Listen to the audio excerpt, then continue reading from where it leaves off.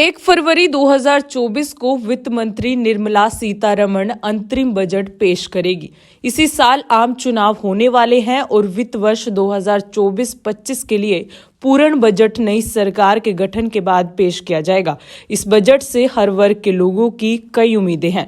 वहीं अंबाला के किसानों ने भी बजट से अपनी कई उम्मीदें जाहिर की हैं। किसानों का कहना है कि सरकार ने सत्ता में आने से पहले जो वायदे किए थे उन्हें पूरा किया जाए, फसल की खरीद एमएसपी पर की जाए और स्वामीनाथन रिपोर्ट को पूर्ण तरीके से लागू किया जाए। वहीं उन्होंने सरकार से किसानों के कर्ज को माफ करने की भी मांग की है। किसानों का कहना है कि जिस तरह सरकार ने बड़े पूंजीपतियों के कर्ज माफ किए हैं, उसी तर्ज पर किसानों का कर्ज भी माफ होना चाहिए और बाढ़ में हुए नुकसान को लेकर भी किसानों की मदद करनी चाहिए। मेरा नाम गुरमीत सिंह माजरी है। मैं एक किसान हूँ और किसान होने के नाते किसान शहीद भगत सिंह का मैं जिला अध्यक्ष। देखो, आने वाले बजट के अंदर हम सरकार से आस करते हैं कि C2+ के तहत हमारी फसल के दाम दिए जाएं और स्वामीनाथन रिपोर्ट लागू की जाए और किसानों का संपूर्ण कर्जा मुक्त किया जाए। ये मोदी जी ने कहा था भी मेरे को प्राइम मिनिस्टर दोबारा बनाओ, मैं सभी का कर्जा माफ करूंगा। और अम्बाड़ा में और हरियाणा के अंदर 5 फसलों के ऊपर कुदरत की मार पड़ी है, पीछे फ्लड आया है, किसान काफी घाटे में चले गए हैं और जो भी किसानों की लिमिट KCC है उसका संपूर्ण ब्याज माफ किया जाए और किसानों को कृषि यंत्र जो पराली प्रबंधन के लिए हैं, बड़े बड़े 60 हॉर्स पावर के ट्रैक्टर किसानों को बहुत कम रेटों के ऊपर उपलब्ध कराए जाएं, ताकि सरकार चाहती है भी ये पराली को आग ना लगाएं। उस पराली प्रबंधन के लिए किसानों के पास बहुत कम कैपेसिटी के ट्रैक्टर और साधन हैं, जिससे पराली का समाधान नहीं हो सकता।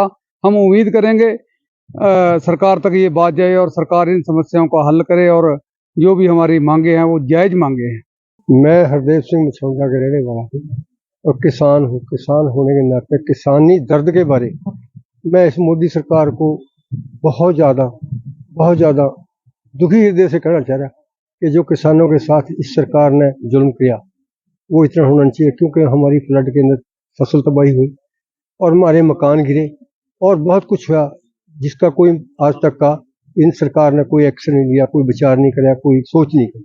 उसके बाद बड़े सरमाएदारों को इतना इतना कर्जा माफ करें। ऑल इंडिया के सारे 12,000 करोड़ का कर्जा है, वो 8,000 करोड़, 12,000 का अडानी अडानी सब का कर रहे हैं, हमारा 8,000 करोड़ का भी नहीं माफ करते। ये हमारे लिए सरकार कैसे क्या सुविधा दे रही है हमारे को। जो स्वामीनाथन रिपोर्ट है उसको पूर्ण लागू किया जाए, चाहे फसल का दाम है, चाहे मशीनरी का दाम है, चाहे मटीरियल का दाम, किसी चीज का दाम है, सबको एक मतलब लेके चले बराबर, ताकि किसान के कोई इतना वजन न। और यहाँ मंत्री साहब भी आते, उन्होंने कहने की कोशिश करी, उन्हें भी मानो नहीं मिले, क्योंकि हमने मिलने दिए थर्ड पर्सन पुलिस ने हो रहा है कि हम यही कहते हैं हमारा इस तरह का काम खराब हो रहा, मानो सड़क हमारी खराब है और हमारा वकीला भी और पुल की व्यवस्था है और बड़ी बातें हैं।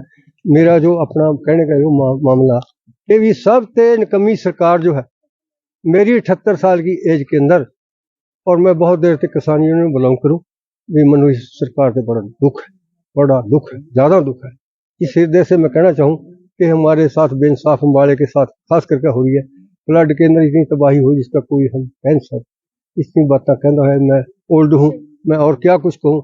ये सरकार निकम्मी सरकार। मेरा नाम मनजीत सिंह है, मैं गांव मछौंडा का रहने वाला हूँ। आने वाले समय में जो सरकार बजट लेके आएगी, हम ये उम्मीद करते हैं कि किसानों के लिए उसके बारे में काफ़ी कुछ होना चाहिए। अगर सरकार किसानों के प्रति संजीदा है, क्योंकि सरकार ने किसानों के नाम पर सरकार बनाया, सरकार ने किसानों के नाम पर सरकार बनाई और वोटें ली हैं हमसे।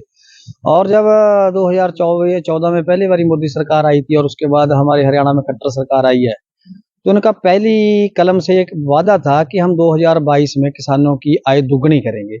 अब हम इस बजट में ये उम्मीद रखते हैं सरकार से कि अब करी जाए, हमारी जो आय है किसान की दुगनी की जाए, क्योंकि इन्होंने बोला था और इन्होंने बोला था कि स्वामीनाथन आयोग की रिपोर्ट लागू करेंगे। तो ये इसमें हम ये भी उम्मीद करते हैं कि स्वामीनाथन आयोग की रिपोर्ट लागू करके किसानों की पूर्ण कर्जा मुक्ति इस बजट के तहत की जाए और जो खाद का थैला इन्होंने 50 किलो से घटाकर अब 40 पे ले आए और दाम इसका वहीं का वहीं है, और ये झूठा तंत्र कह रहे हैं कि हमने खाद के रेट नहीं बढ़ाए। ये इनडायरेक्टली तौर पर खाद के और दवाइयों के रेट बढ़ा रहे हैं, पर लोगों को ना चोर रास्ते से पता नहीं लगने दे रहे। तो हम कहना चाहते हैं कि इस बजट में जितना खाद का थैला था 50 किलो का वो करें, बीज हमारे को सस्ते दाम पर बढ़िया बीज मुहैया कराया जा सके, और उसके लिए स्पेशल बजट लेकर आए ये हमारे लिए, किसानों के लिए। मशीनरी है ये, अब इन्होंने पीछे पराली का रौला पाया कि पराली मत फूको, पराली मत फूको। हम चाहते हैं कि ये बजट के अंदर ऐसा सिस्टम लेकर आए कि किसानों को पराली फूकने की जरूरत ही ना पड़े, है ना। तो ये उम्मीद करते हैं कि ये शायद इस सरकार का लास्ट बजट होगा और किसानों का के लिए उसके पिटारे में काफी कुछ होगा, ऐसी उम्मीद है।